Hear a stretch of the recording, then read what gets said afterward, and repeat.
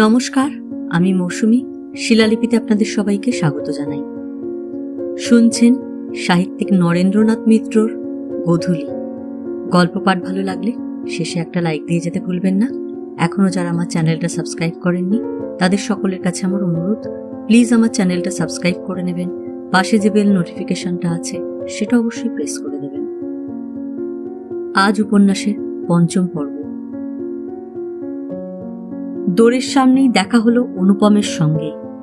সে আজ আর ঘুমায়নি, সদরে পায়চারি করছে। হঠাৎ এই বিনিদ্র অস্থির আর একটি পুরুষের দিকে তাকিয়ে চিন্ময় থমকে গেল। শুধু ভয় নয়, লজ্জায়। ইন্দুর স্বামী অনুপম বলে যে কেউ একজন আছে এতক্ষণ যেন চিন্ময়ের খেয়ালই ছিল না। অনুপমের উদ্বেগ, তার দুশ্চিন্তা, তার ঈর্ষা চিন্ময় নিজের ভিতরে অনুভব করল, করবার চেষ্টা করল। এতক্ষণ ইন্দু যেন তার কাছে ছিল নহ মাতা, নহ কন্যা, নহ বধূ। কিন্তু তা তো নয়। ইন্দুর সবই, ইন্দুর সব আছে। সব ইন্দুকে ফিরিয়ে দিতে হয়েছে, সকলের কাছে ওকে ফিরিয়ে আনতে হয়েছে। কিন্তু চিন্ময় কেন ফিরে আসতে পারছে না? তার এই কি দুর্বলতা, আত্মপরতা! ওকে যদি ভালোবাসতে হয় ওর সব ভালোবাসতে হবে, কিন্তু তা বড় শক্ত, বড় শক্ত। অনুপম বলল, কি হে, সিনেমা দেখা হলো তোমাদের? চিন্ময় বলল, হ্যাঁ। তারপর একটু কৈফিয়তের ভঙ্গিতে বলল, বৃষ্টির জন্য এতক্ষণ আটকা পড়ে গেলাম। অনুপম বলল, বৃষ্টি তো অনেকক্ষণ থেমেছে। আর কিছু না বলে চিন্ময় সোজা তার ঘরে চলে গেল। অনুপম তীক্ষ্ণ দৃষ্টিতে তার দিকে একটুকাল তাকিয়ে থেকে স্ত্রীর দিকে ফিরে চেয়ে বলল, চলো, নাকি এখানে দাঁড়িয়ে দাঁড়িয়ে রাতটা কাটিয়ে দেবে? বাকি রাতটুকু বাইরে কাটিয়ে এলেও তো হতো। ইন্দু বলল, কি যে বলো, এই তো সবে 10:30, আর কি বৃষ্টি এতক্ষণ? রাত্রে স্ত্রীর পাশে শুয়ে অনুপম জিজ্ঞাসা করল, তারপর চিন্ময় আর টুলুর কিরকম আলাপ টালাপ হলো? বিয়ে করতে রাজি হলো চিন্ময়? ইন্দু বলল, টুলু গেলই না। অনুপম বলল, গেল না মানে? ইন্দু তখন সমস্ত ব্যাপারটা খুলে বলল স্বামীকে। তার শাড়ি গয়না দেখে বাসবীর হিংসার কথা অনেকখানি করে বলল, কিন্তু আর এক হিংসার কথা একটুও উল্লেখ করল না।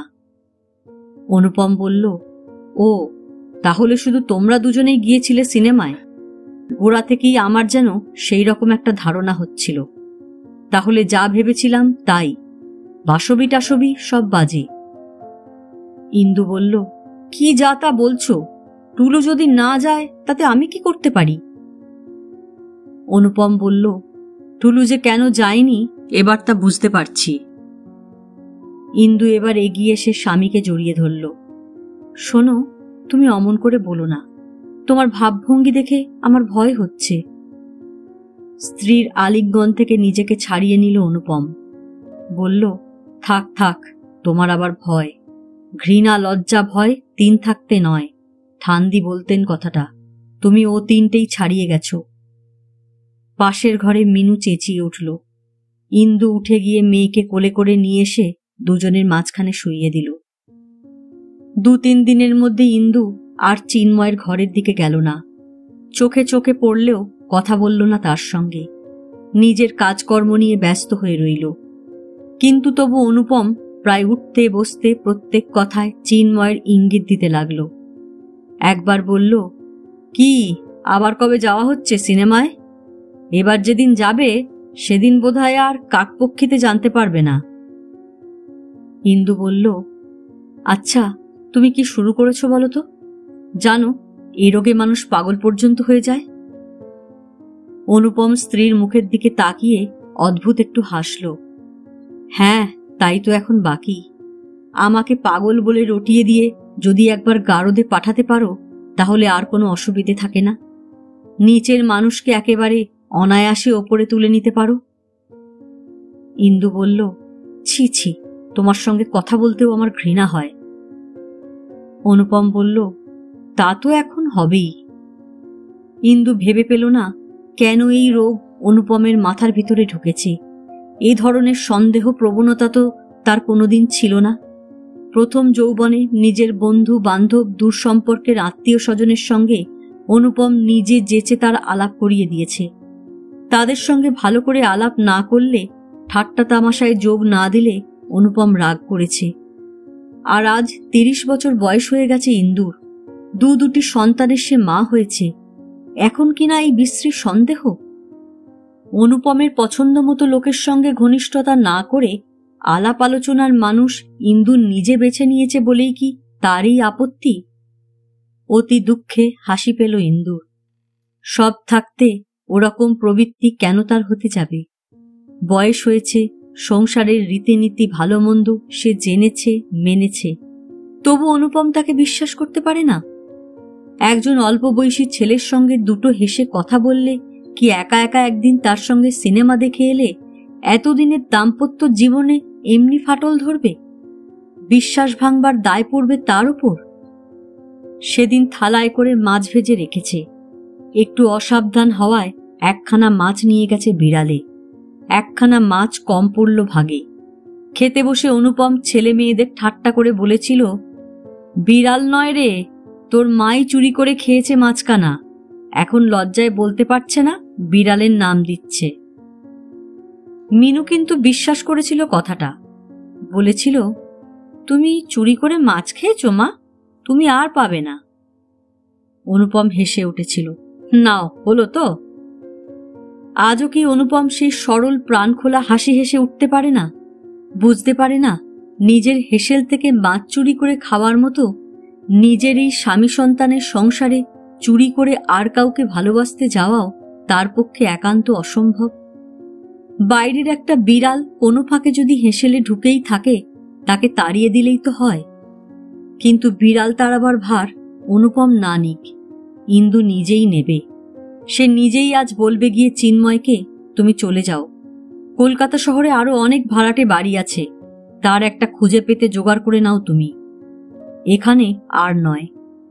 মনস্থির করে কয়েকদিন বাদে দুপুরের পর ইন্দু আজ আবার ফের চিন্ময়ের ঘরের দিকে গেল। পাশের ঘরে আজও হৈমবতী ঘুমিয়ে রয়েছেন। ইন্দু পা টিপে টিপে দৌড় ঠেলে ভিতরে ঢুকল। কিন্তু অবাক কাণ্ড, চিন্ময় তো ঘরে নেই। এ সময় সাধারণত সে ঘরেই থাকে, আজ সে গেল কোথায়? ঘর ঠিক আগের মতোই এলোমেলো হয়ে রয়েছে। এখানে কতগুলি বই, ওখানে একরাশ পুরানো কাগজ, সুটকেসের ডালাটা খোলা, তার পাশে অর্ধেক খাওয়া চায়ের কাপের মধ্যে সিগারেটের ছাই ভাসছে। দেখো দেখি, দামি কলমটি পর্যন্ত বাইরে রেখে গেছে। ছেলেপুলের বাড়ি, এমন অসাবধানে কেউ কোনো দামি জিনিস রাখে? কলমের নিচে এক শীট লেখা কাগজ। ইন্দুর বুকের ভিতরটা ছ্যাঁত করে উঠল। মনে পড়ল তার দূর সম্পর্কের এক খুড়তুতো ভাই পরীক্ষায় ফেল করে এমনিভাবে চিঠির টুকরো রেখে একেবারে নিরুদ্দেশ হয়ে গিয়েছিল। আর কিছুতেই তার খোঁজ মেলেনি। এও কি তাই নাকি? বলা যায় না চিন্ময়ের অসাধ্য কোনো কাজ নেই।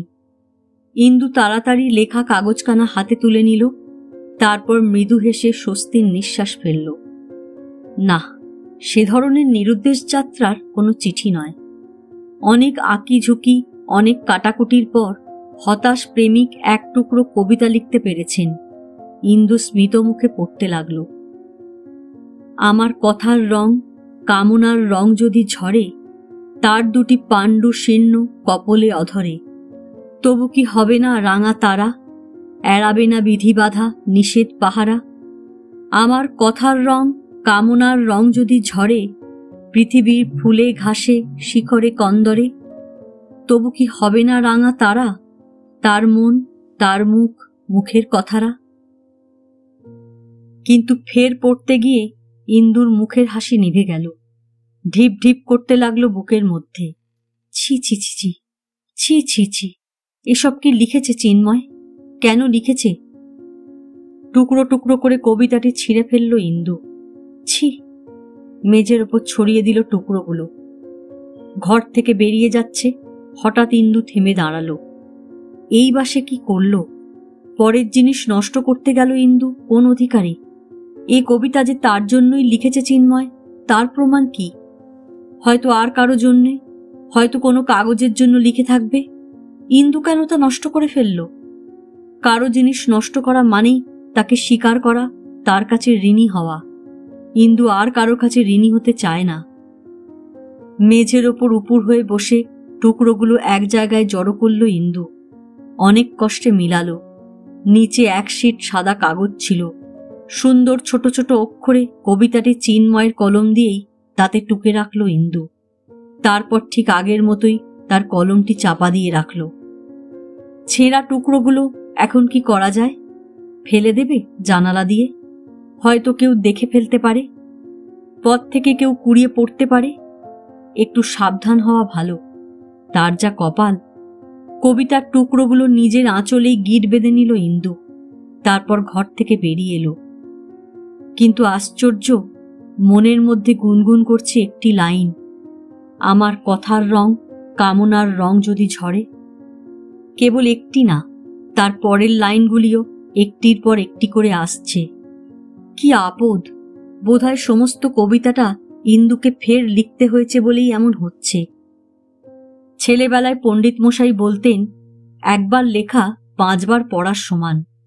লিখলে অনেক বেশি মনে থাকে। সিঁড়ি বেয়ে ওপরে উঠে এলো ইন্দু। ভারী অদ্ভুত দেখতে ছিলেন পণ্ডিত মশাই। মাথা ভরা টাক, মুখখানা যেমন গোল তেমনি বড়। প্রকাণ্ড ভুঁড়িটি আগে আগে চলত। কতদিন যে পিছনের বেঞ্চে বসে ওকে দেখে মুখে আঁচল চাপা দিয়ে হেসেছে ইন্দু, তার ঠিক নেই। সে কথা মনে পড়ায় ইন্দুর আজও হাসি পেল। অফিস থেকে ফিরে এসে ঘরের মধ্যে দাঁড়িয়ে জামার বোতাম খুলছিল অনুপম। স্ত্রীকে দেখে জিজ্ঞাসা করল, ব্যাপার কি, এত হাসি কিসের? ইচ্ছা হলো, হাসলাম। তোমার সংসারে লোকের হাসতে মানা নাকি? অনুপম স্ত্রীর দিকে তাকিয়ে বলল, কত মানাই তুমি মানো? কোত্থেকে আসা হলো? নিচের ঘরে গিয়েছিলে বুঝি? চিন্ময়কে তো দেখলাম মোড়ের চায়ের দোকানটায় বসে চা খাচ্ছে। তবু ঘরখানা দেখে এলে বুঝি? ওর খালি ঘর থেকে একটু ঘুরে এলেও শান্তি, তাই না? ইন্দু বলল, তোমার মুখে কি আজকাল ওসব ছাড়া কোনো কথা নেই? বলে রাগ করে স্বামীর দিকে পিছন ফিরে তাকের উপর থেকে চিনির কৌটোটা নামাতে গেল ইন্দু। অনুপম বলল, বাহ বাহ, বেশ বড় একটা পুঁটুলি বেঁধেছে তো আঁচলে। কি প্রেজেন্ট পেলে? দেখি দেখি, আংটি না হার? এগিয়ে এসে অনুপম স্ত্রীর আঁচল চেপে ধরল, আর সঙ্গে সঙ্গে চমকে উঠে মুখ ফেরালো ইন্দু। সে মুখে রক্ত নেই, কে যেন ছায়ের রং তাতে মাখিয়ে দিয়েছে। অনুপম বলল, কি আছে এতে? ইন্দু ক্ষীণ শুকনো কণ্ঠে বলল, দেখো খুলে। অনুপম বলল, সে তুমি বললেও দেখব, না বললেও দেখব। হাতে হাতে যখন আজ ধরতে পেরেছি, তখন কি আর ছেড়ে দেব? গিট খুলে কাগজের ছেঁড়া টুকরোগুলো হাতের তালুতে নিয়ে একটু তাকিয়ে দেখল অনুপম। তারপর বলল, ও প্রেমপত্তর, তাই বলো। আমি ভাবলাম কি না কি, হীরের আংটি না মুক্তোর মালা। ইন্দু তীক্ষ্ণ দৃষ্টিতে একবার তাকালো, কোনো কথা বলল না। পরের দিন অফিস থেকে তাড়াতাড়ি ফিরে এলো অনুপম। ইন্দু ঘরের মেঝেতে বসে হ্যান্ড মেশিনে স্বামীরই একটি শার্ট সেলাই করতে বসেছিল। কিন্তু কিছুতেই মন লাগছিল না, বারবার ছিঁড়ে যাচ্ছিল সুতো। অনুপম তা লক্ষ্য করে বলল, আমার জামা আর তোমার মেশিনে উঠতে চাইছে না, কেন মিছিমিছি সুতো নষ্ট করছো? ইন্দু এ কথার কোনো জবাব না দিয়ে মেশিন চালিয়ে যেতে লাগলো। অনুপম বলল, কলটা থামাও, একটু কথা আছে তোমার সঙ্গে। বলো। অনুপম বুক পকেট থেকে একখানা খাম বার করে স্ত্রীর হাতে দিল। তাতে চিন্ময়ের নাম ঠিকানা টাইপ করা। ইন্দু বলল, কি এটা? অনুপম বলল, পড়েই দেখো না, মুখ তো আটকানো নয়, এও একরকমের প্রেমপত্র বলতে পারো। মানে? পড়ে দেখো। ইন্দু বিরক্ত হয়ে বলল, আমার পড়বার সময় নেই, বলতে হয় বলো, তাছাড়া পরের চিঠি আমি পড়তে যাব কেন? অনুপম বলল, পর। তাই তো, কথাটা বলতে বুক ফেটে গেল না তোমার? কিন্তু বুক ফাটুক আর যাই করুক, ব্যবস্থাটা আমি না করে পারলাম না ইন্দু। চিঠিটা চিন্ময়কে ঘর ছেড়ে দেওয়ার নোটিশ। তাকে 1 সপ্তাহের মধ্যে উঠে যেতে হবে। আমি ঘর রিপেয়ার করাবো। সে আমার ঘর ভেঙে চুরে নষ্ট করে ফেলেছে। উঠে এখান থেকে তাকে যেতেই হবে। ইন্দু বলল, বেশ তো। অনুপম বলল, চিঠিটা তুমি হাতে করে দিয়ে এসো। এ খামটা পছন্দ না হয় একটা নীল খামের মধ্যে ভরে দাও। বেশ প্রেমপত্র দেখাবে।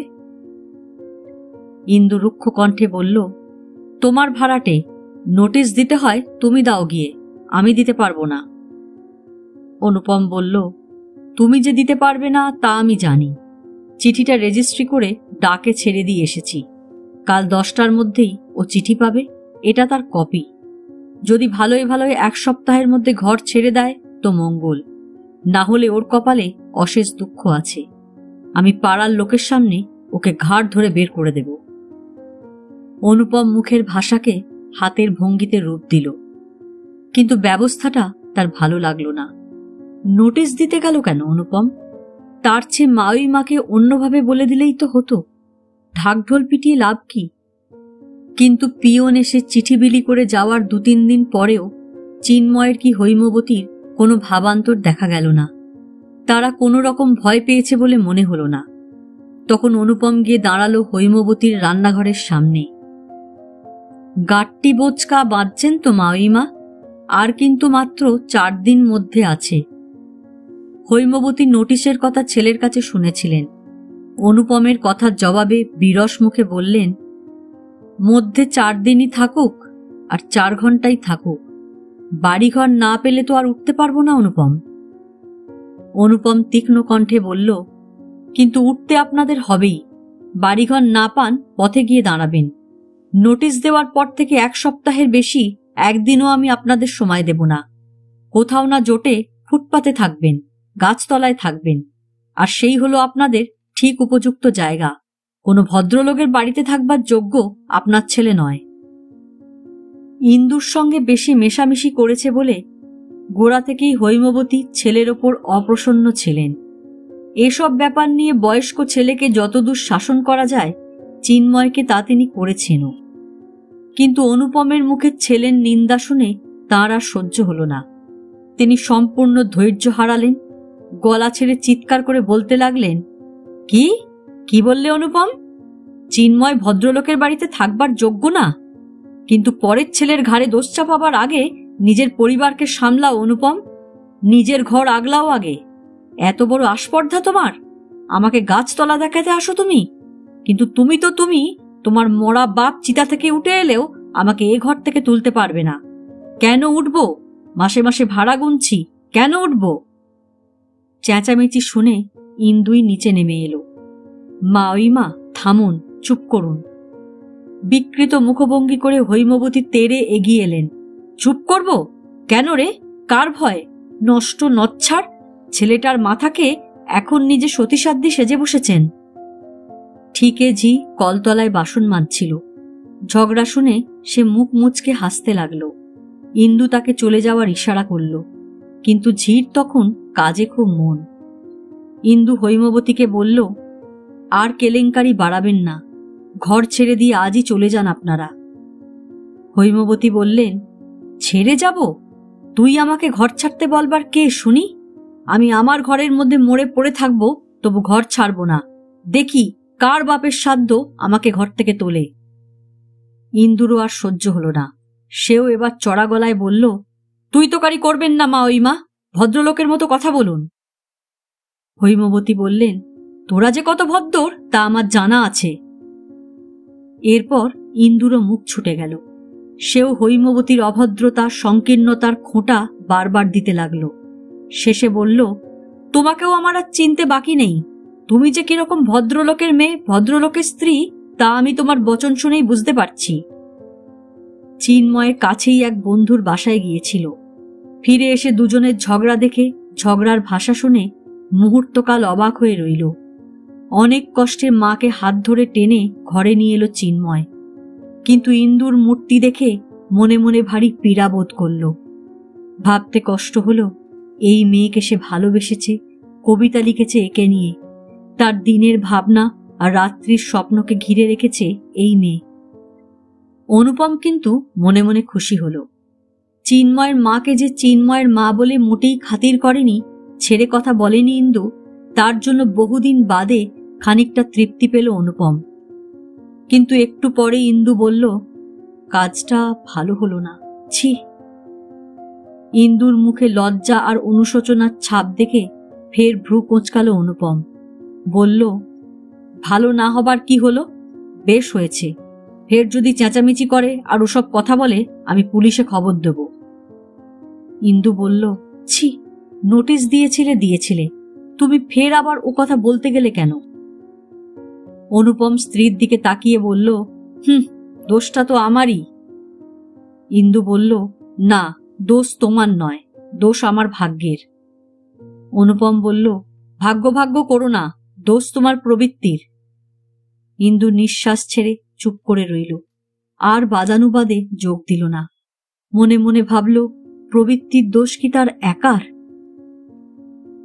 মাকে কোনো বন্ধুবান্ধবের বাসায় তুলবে বলে ঠিক করল চিন্ময়। নিজে আপাতত একটা মেস টেস্ট ঠিক করে নেবে। সেই চেষ্টায় বিকেলের দিকে বেরোবার উদ্যোগ করছিল।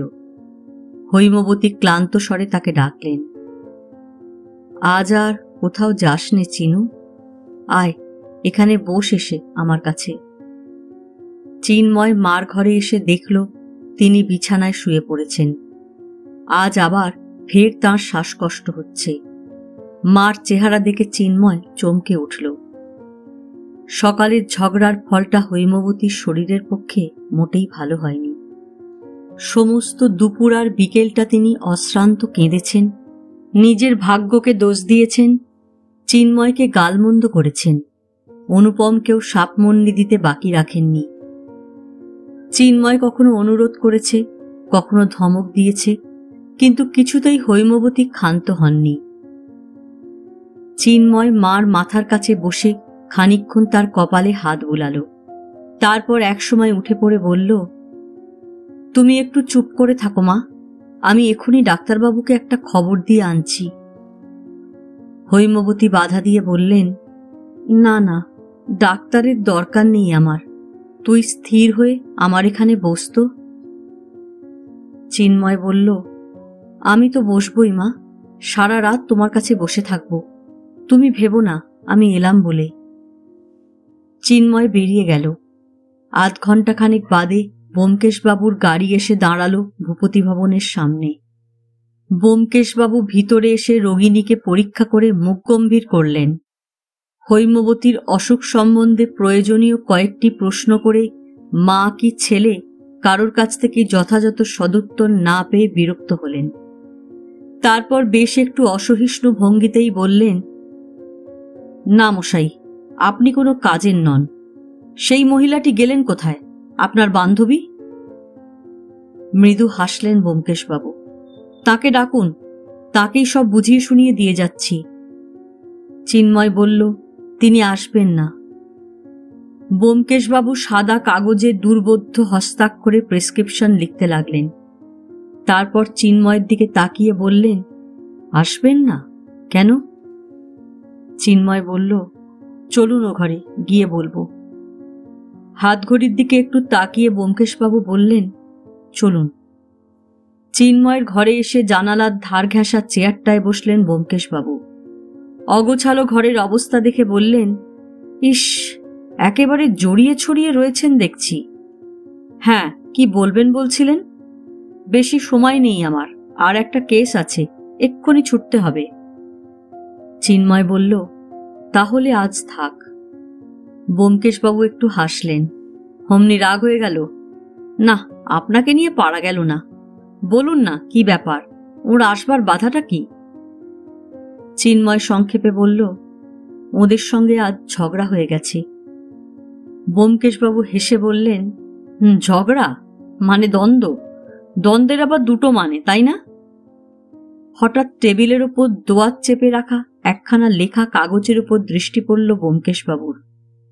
কবিতাটি তুলে নিয়ে পড়ে বললেন, বেশ, হাতের লেখাটা তো কোনো মেয়ের বলে মনে হচ্ছে।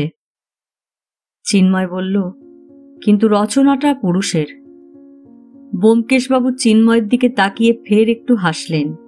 সেটা বোঝা শক্ত নয়। তারপর কবিতাটি আর একবার পড়লেন ব্যোমকেশবাবু, আর একবার তাকালেন চিন্ময়ের দিকে, বললেন, কিছু যদি মনে না করেন একটা কথা জিজ্ঞেস করি। করুন না। ব্যোমকেশবাবু স্থির দৃষ্টিতে চিন্ময়ের দিকে তাকিয়ে বললেন, সত্যি করে বলুন তো, আপনার কথা আর কামনাই কলহের মূল কারণ কিনা? চিন্ময় কোনো জবাব না দিয়ে চুপ করে রইল। ব্যোমকেশবাবু হঠাৎ বললে, ছি, আপনার কাছ থেকে এটা আশা করিনি চিন্ময়বাবু। চিন্ময় একটু শ্লেষের সুরে বলল, আপনার মুখে ও কথা সাজে না। ব্যোমকেশবাবু স্তব্ধ হয়ে গেলেন, চিন্ময়ের দিকে একটু কাল তাকিয়ে রইলেন। তারপর মৃদু মোলায়েম সুরে বললেন, সাজে না, কারণ আমার যৌবনের কিছু কিছু ঘটনা আপনাকে বলেছি, কিন্তু বার্ধক্যের একটা গল্প আপনাকে আজ শোনাব। চিন্ময় বলল, কিন্তু আমি তো বৃদ্ধ নই ডাক্তারবাবু, বার্ধক্যের গল্প শুনতে আমার স্পৃহা নেই। চিন্ময়ের উত্তেজনা দেখে ব্যোমকেশবাবু হাসলেন। এ জিনিস কিন্তু চিন্ময়বাবু বৃদ্ধদের জন্যই, আর রসে যারা সমৃদ্ধ তাদের জন্য। আপনাদের মতো কাঁচা বয়সের কাঁচা প্যাশনের জিনিসে নয়। যখন কামনার নব রং দুজনের চুলের সাদা রঙে একেবারে পাকা হয়ে লাগে, এ শুধু তখনকার বস্তু। তখন আর আলাদা করে কবিতা লিখে রং লাগাবার দরকার হয় না, কোনো সংসারে আগুন জ্বালাবার দরকার হয় না। চিন্ময় আগের মতো দীপ্ত কণ্ঠে বলল, সব দরকার হয় ডাক্তারবাবু, সব দরকার হয়। 26 বছরের দরকারকে কি 66 বছর বয়সে এসে বোঝা যায়, না স্বীকার করা যায়? কবিতা লিখে আগুন জ্বালানো যায় না। যে আগুন জ্বলে তাতে কেবল নিজেকেই পুড়তে হয়, আমি তা জানি। কিন্তু আমি কেবল কবিতাই লিখব, এ কথা ভাবছেন কেন? আমি কি আর কিছু করতে পারি নে? ব্যোমকেশবাবু হেসে মাথা নাড়লেন। আর কিছু করাটা আরো নির্বোধের কাজ হবে। একটু থেমে ব্যোমকেশবাবু ফের বললেন, চলুন ওষুধ নিয়ে আসবেন ডিসপেন্সারি থেকে, আর ওর নার্সিংয়ের ব্যবস্থা কালই করবেন। যদি আত্মীয় স্বজন কাউকে না পান, নার্স রাখুন, না হয় হাসপাতালে পাঠিয়ে দিন। চিন্ময় বলল, কিন্তু মা কখনো হাসপাতালে যেতে চান না। ব্যোমকেশবাবু চিন্তিতভাবে বললেন, দেখা যাক দু একদিন। মাকে বলে চিন্ময় ওষুধ আনবার জন্য ব্যোমকেশবাবুর সঙ্গে বেরিয়ে গেল। অফিসে যাওয়ার সময় অনুপম হৈমবতীর ঘরে একবার উঁকি দিয়ে গেল। কেমন আছেন মা? ডাক্তার এসেছিলেন? ওষুধপত্র খাচ্ছেন তো? হৈমবতী ঘাড় নেড়ে বললেন, এর আগেও সকাল সন্ধ্যায় অনুপম 2-3 বার করে হৈমবতীকে মা বলে ডেকেছে, কিন্তু তখনকার সুর এখনকার ডাকের মধ্যে বাজল না। তা যে ডাকল সেও টের পেল। যিনি শুনলেন তিনিও বুঝলেন। অনুপম আর কোনো কথা না বলে সদরের দিকে এগিয়ে গেল। পিছন থেকে মিনু ডাকল, বাবা। অনুপম ফিরে তাকালো, কি রে? মিনু মুখ ভার করে বলল, আমার জন্য পুতুল আনবে না বাবা? আমার সবগুলি পুতুল যে ভেঙে গেছে। অনুপম বলল, ভেঙে গেছে? কেবল কি তোর পুতুল? সবই ভেঙে যাচ্ছে রে মিনু। হঠাৎ অনুপমের চোখে পড়ল ইন্দু দোতলা থেকে নেমে এসেছে। খানিকটা দূরে দাঁড়িয়ে হৈমবতীর ঘরের দিকে তাকিয়ে রয়েছে। চিন্ময়কেও দেখা যাচ্ছে সে ঘরে। মিনুকে কোলের কাছে টেনে নিল অনুপম। তারপর কি ভেবে পকেট থেকে একটা টাকা মেয়ের হাতে তুলে দিল। মিনু খুশি হয়ে বলল, পুরো 1 টাকা বাবা? পুতুল কিনতে দিচ্ছ? আমার অনেকগুলি পুতুল হবে না বাবা? অনুপম ওপরের দিকে চোখ তুলে আর একবার অন্যমনা স্ত্রীর দিকে তাকালো। একটু কাল কি ভাবল। তারপর মিনুকে সদরের কাছে ডেকে নিয়ে আস্তে আস্তে বলল, শোন, তোর মা নিচের ঘরে যায় কিনা, কবার যায়, কতক্ষণ থাকে, কার সঙ্গে বসে গল্প করে লক্ষ্য রাখবি। বাড়ি এলে আমাকে বলবি, তাহলে তোকে পুতুল কেনার জন্য আরো টাকা দেব। পারবি বলতে? মিনু হেসে ছোট ছোট দাঁতগুলি বের করল। খুব পারবো বাবা, এ তো বেশ মজার খেলা। অনুপম বলল, হ্যাঁ মজার খেলাই তো। ইন্দু এদিকে আসছে দেখে অনুপম তাড়াতাড়ি বেরিয়ে গেল। তার অফিসের দেরি হয়ে যাচ্ছে। একটু বাদেই মেয়ের হাতের টাকাটা চোখে পড়ে গেল ইন্দুর। এ টাকা পেলি কোথায়? মিনু 2 পা পিছিয়ে গিয়ে দুষ্টু হেসে বলল, বলবো কেন, বাবা দিয়ে গেছে আমাকে, আমার টাকা। ইন্দু বলল, একটা টাকাই দিয়ে গেলেন? হারিয়ে ফেলবি, দে আমাকে, রেখে দিচ্ছি, বিকেলে যা কিনবার কিনিস। মিনু ছোট্ট মুঠির মধ্যে 1 টাকার নোটটা চেপে ধরল। হুম, এ টাকা দেব না, এ টাকা আমার। দে বলছি, বেয়ারামে। জোর করে মিনুর হাত থেকে টাকাটা কেড়ে নিল ইন্দু। আর সঙ্গে সঙ্গে মিনু চেঁচিয়ে কেঁদে উঠল, আমি সব বলে দেব, সব বলে দেব। ইন্দু হেসে বলল, কি বলবি তুই? মিনু তেমনি সরোদনে বলতে লাগলো, আমি সব জানি, সব বলবো। তুমি ওদের ঘরে যাও, ওদের সঙ্গে কথা বলো, আরো বেশি করে বলবো, বানিয়ে বলবো। আমি বলবো বলেই তো বাবা টাকা দিয়ে গেছে। আমার বাবার টাকা তুমি কেন নিলে, কেন কেড়ে নিলে? ইন্দু কিছুক্ষণ স্তব্ধ হয়ে থেকে পরম ঘৃণায় টাকাটা মেয়ের দিকে ছুঁড়ে ফেলে দিল। অনুপম ঠিকই বলেছে, টাকার জোরে অনুপম সব কিনে নিতে পারে, সব তার কাছ থেকে কেড়ে নিতে পারে।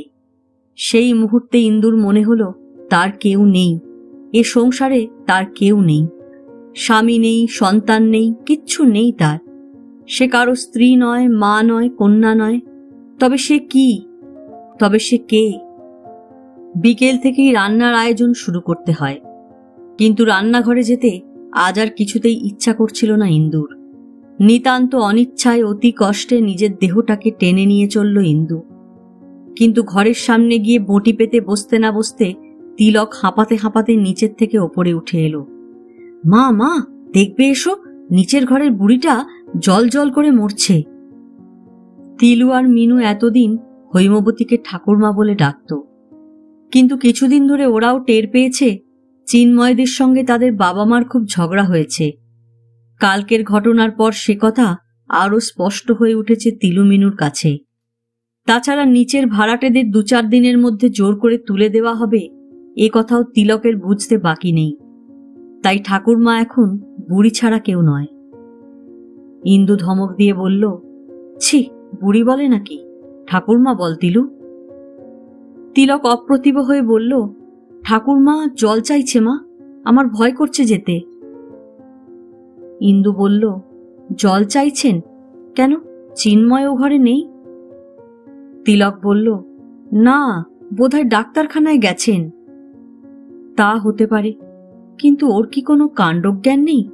এমন একজন রোগীকে একা একা ঘরে ফেলে রেখে কেউ কি বেরোয়? বেরোবেই যদি ইন্দুকে একথা বলে গেলেই হতো। ছেলেকে সহবত শেখানো বন্ধ রেখে ইন্দু ব্যস্ত হয়ে তাড়াতাড়ি নিচে নেমে গেল। তিলু ঠিকই বলেছে, সত্যি জল চাইছেন হৈমবতী। একটু ইতস্তত করে ইন্দু ঘরে ঢুকল। দিনের বেলায়ও ঘরখানা কেমন অন্ধকার অন্ধকার। তক্তাপোষের একধারে কাত হয়ে হৈমবতী পড়ে রয়েছেন। শিয়রে থুতু ফেলবার পিকদানি, গোটা 2 অনাবশ্যক কৌটো, আধখানা বেদানা। বিছানাটাও ময়লা। কেবল ছেলেকে দোষ দিলে কি হবে, তার মাটিও তেমন পরিষ্কার পরিচ্ছন্ন নন, ঘরদোর তেমন সাজাতে গুছাতে জানেন না। আজই না হয় অসুস্থ হয়েছেন, কিন্তু যখন সুস্থ থাকেন পরিপাটিভাবে থাকতে পারেন না। ইন্দু আলগোছে পিকদানি আর কৌটো দুটো সরিয়ে ফেলল। মানুষের সাড়া পেয়ে হৈমবতী এবার পাশ ফিরলেন। ইন্দুকে ভালো করে দেখতে না পেয়ে বললেন, কে? ইন্দু বলল, আমি মা। আপনি জল চাইছিলেন, জল দেব?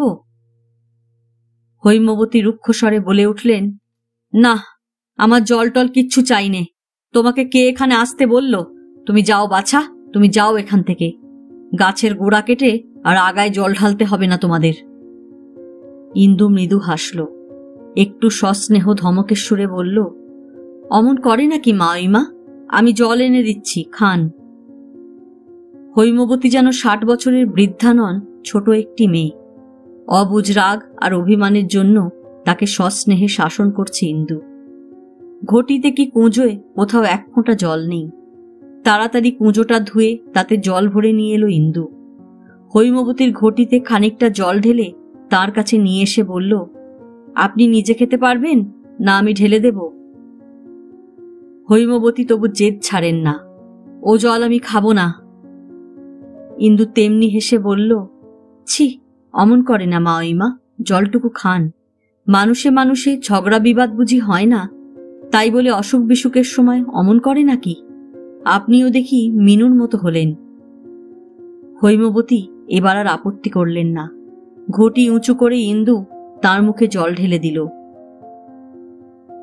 একটু বাদে ইন্দু জিজ্ঞাসা করল, পথ্য টথ্য কিছু খেয়েছেন?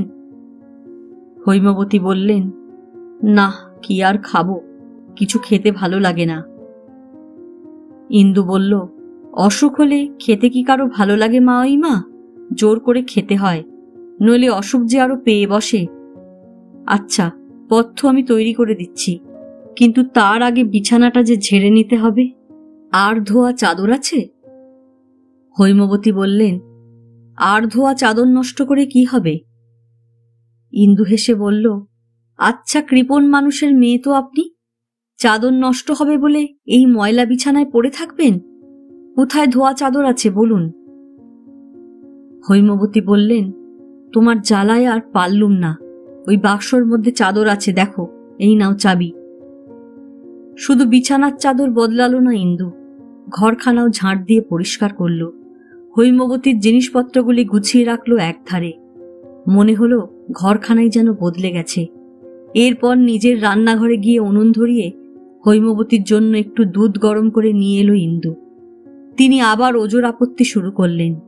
অনেক অনুরোধ উপরোধের পর তিনি খেতে রাজি হলেন। ইন্দু দুধের বাটিটা সবে তার মুখের কাছে ধরেছে, চিন্ময় এসে উপস্থিত হল। তার হাতে ওষুধের শিশি আর একটা ফলের ঠোঙা।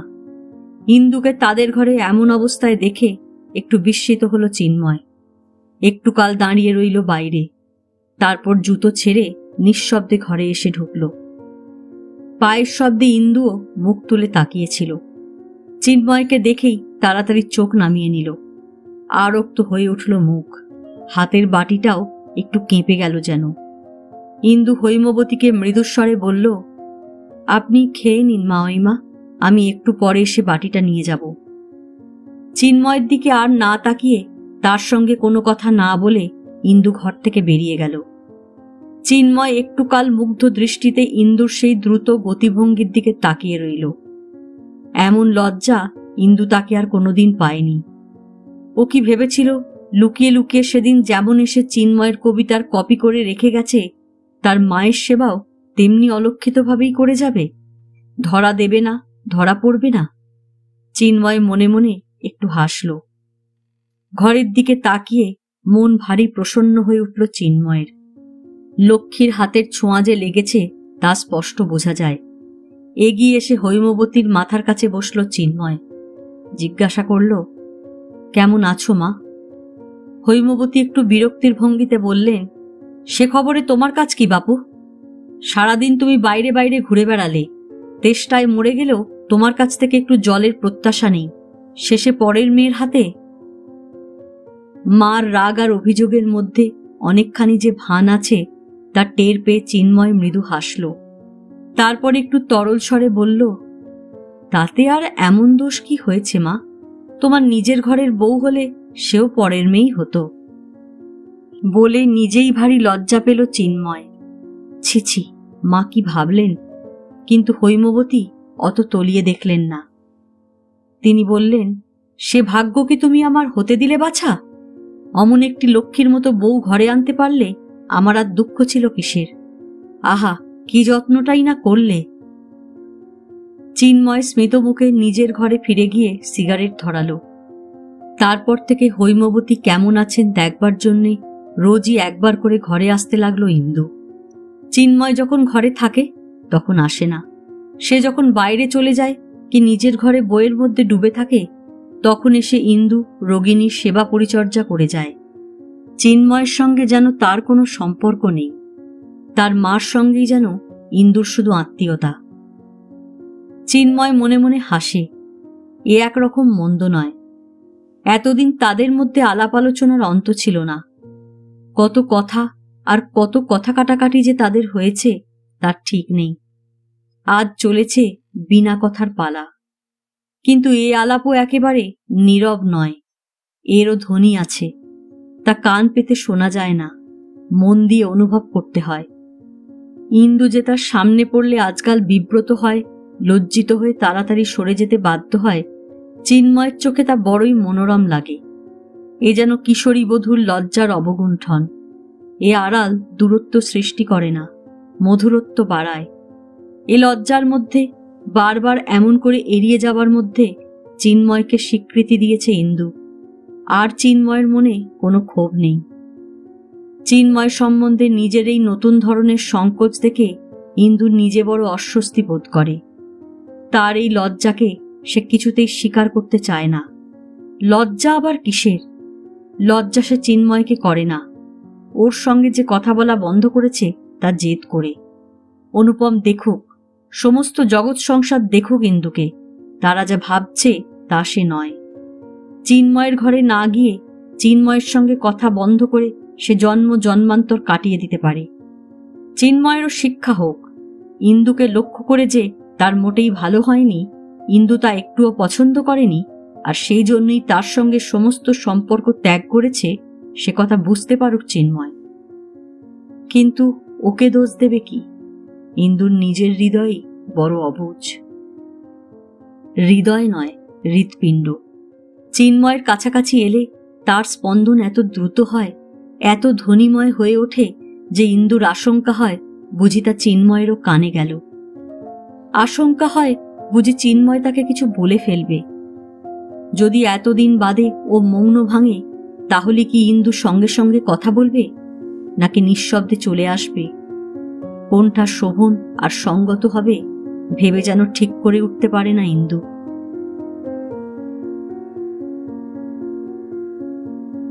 আজ এ পর্যন্তই। উপন্যাসের ৬ষ্ঠ পর্ব নিয়ে অন্যদিন আসব। গল্প পাঠ ভালো লাগলে লাইক, শেয়ার, কমেন্টস করতে ভুলবেন না। আজকের মতো নমস্কার।